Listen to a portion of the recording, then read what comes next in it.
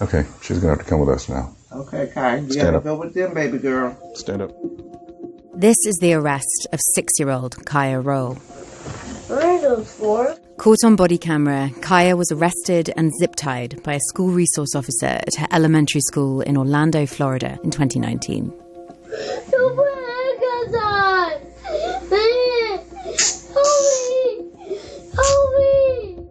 The school said Kaiya had started hitting the school's assistant principal and screaming after being told that she couldn't wear her sunglasses in the classroom. Her family say that Kaiya was experiencing side effects of sleep apnea, a diagnosis they'd shared with the school. But the first grader ended up being taken to the principal's office and later charged with misdemeanor battery, a criminal offence. I don't want to go to the police car. You don't want to? No, please. You have to. No, please. Give me a second chance. Okay. Please, no. Give me a second. Appreciate it. All right. At the time of Kaiya's arrest, Florida had no minimum age laws, leaving children of all ages eligible for arrest by law enforcement officers at school. Kaiya, as a 6-year-old, was arrested. She was handcuffed behind her back, and the only reason that she was handcuffed with zip ties is because the officer said that he didn't have handcuffs small enough to fit her wrists. Kaiya was so short, he had to go and find a footstool for her to stand up on so that she would be at the appropriate height level for him to take her mug shot. I was really scared and confused. I was like, what? Why are those police officers for me? The number of reported law enforcement in Florida schools nearly doubled the year before Kaiya's arrest. Out. Go. Oh, no, you want to touch? I'm not going to hurt you. Don't give me your Put your hands behind your back. We shouldn't be putting handcuffs on 6-year-olds. There's almost no situation in which that is an appropriate response. Experts say rising numbers of school arrests in the state can be significantly attributed to a piece of legislation passed in the wake of the Parkland school shooting, the Marjorie Stoneman Douglas High School Public Safety Act. The Act actually requires that all public schools in the state, which should include both traditional and charter schools, have an armed individual on campus at all times. It could be a sworn law enforcement officer implemented as a school resource officer. It could be a private security guard who's also armed but is not a sworn law enforcement officer and doesn't have arrest powers. Or it could be implemented through what we call the Guardian program in Florida, which is arming a school staff member. shots fired. And so school resource officers in some ways are part of a bigger trend towards target hardening and trying to protect schools.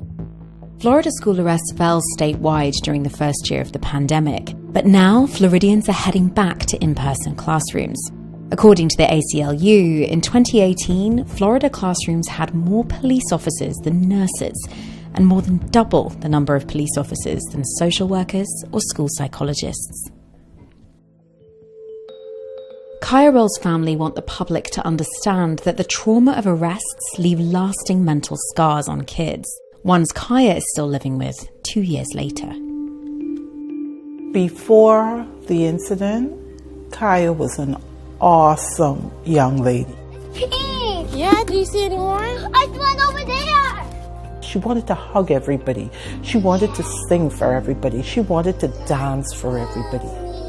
That was awesome. Thank you. As a result of the incident, Kaiya has been diagnosed with PTSD, with severe separation anxiety. She almost has a solitary lifestyle now. She's become a totally different child. I feel sad about what happened at school with the police officer because I think he was really mean to me. And now, presenting the toy of destruction, my diary. Kaiya's case made national news. After an investigation, the Orlando Police Department fired the school resource officer who arrested her, saying that the arrest of any person under the age of 12 requires approval, and that this approval was not obtained in Kaiya's case. The family says her charges were dropped. outside. Okay.